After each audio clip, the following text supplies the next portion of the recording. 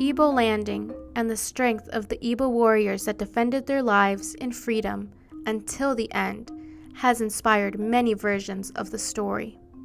And like the Igbo warriors who walked into Dunbar Creek that day in 1803, there are still those within communities in coastal Georgia who continue to fight for their freedom and preservation of their culture. Born in Brunswick, Georgia in the 1980s, Jason Vaughn is a historian, always searching for the truth. He first learned of Igbo Landing through an enrichment program at the College of Coastal Georgia called the Boys of Summer, the 14 black men of Glen, during his 7th, going on 8th grade year. He shares his story of how the events at Igbo Landing helped shape his understanding of his culture and drives him to help enrich the younger generations in his hometown, which is still home to Gullah Geechee people like himself. Even at 12 years old at the time, and studying history in South Georgia, we were always taught that enslavement was just a way of life. That's just the kind of way that people did things during that time. But me knowing about the Igbo Landing, that narrative just didn't fit reality. The story of Igbo Landing is recounted by Jason through one of the versions he remembers from his father. This lasting memory is one of his anchors to connect his real-life understanding with the story of the Igbo Landing Revolt.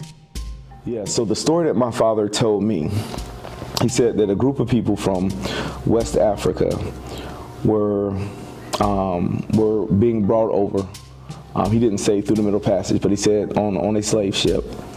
And while on that slave ship, when they got to Dunbar Creek, like he said, when they got to the creek, that they didn't know that one of the guys on the slave ship was one of a leader, like a chief of his people, highly respected. This chief, this leader, organized people through their language, and they all agreed that they were not going to be enslaved. And he said that they patiently waited for that ship to dock or get close to docking, and that's when they took over the ship and they began to kill everybody that was on board, with the exception of somebody that can navigate the ship. And their plan was to maybe try to run off, or if not run off, their plan was not to survive and be put into slavery. And he said when they landed, they realized that they couldn't make it back to Africa, but they were not going to be enslaved like they heard about, and that while still chained, they began to go into Dunbar Creek and they committed suicide.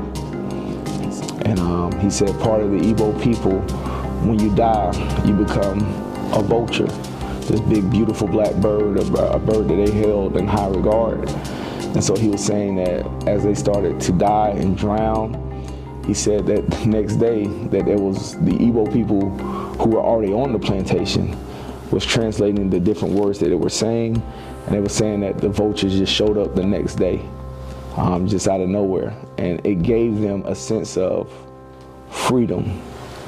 Like we're not always going to be enslaved. We're not always going to be, enchained or oppressed by other people. The vulture part of it is the one I remember the most, because that's when the story then started to connect to my real life. And so that's when I was like, okay, this is not just a fantasy story out there. This has some very real connections to my culture and real life. And so that's when it started to make sense to me. So I remember the vultures more than anything else out of that story. The story of the vultures serves as a symbol of strength and survival. For Jason, Igbo Landing is more than just a story or a tragedy that is a somber reminder of a painful past. It calls on a strength through ancestral ties to remind descendants that freedom is found in knowing this rich history that refuses to be buried or suppressed. This story serves to empower generations and maintain their cultural connections to their African identity. But when people actively suppress stories, then you lose parts of culture. And so that's what happened there. I grew up in South Georgia. African Americans didn't have a culture. We came from slavery, and then slavery kind of ended. I didn't know that, growing up, I didn't know there was a whole culture out there. As an educator at Brunswick High School, Jason works to preserve Gullah Geechee history and culture by teaching younger generations about their ancestors. He has one goal in mind: helping his students learn more about untold or hidden parts of history so they can understand the significance and the power of their cultural heritage and identity. I help to break that early on in life and give them a sense of pride. And it makes a world of a difference when people know where they come from and they feel a connection to their past. It makes a world of a difference. All the more reason why people suppress it. The Igbo warriors did not leave this land, but returned as vultures, a symbol of survival and guidance. Today, like the vultures, Jason stands as a beacon, guiding his community with the truth of their past.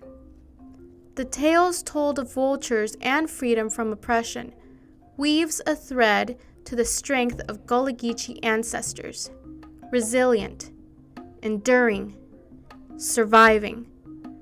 Sharing with his Igbo ancestors, Jason carries that spirit forward, pushing through the shadows of history to create a greater change and understanding for the future.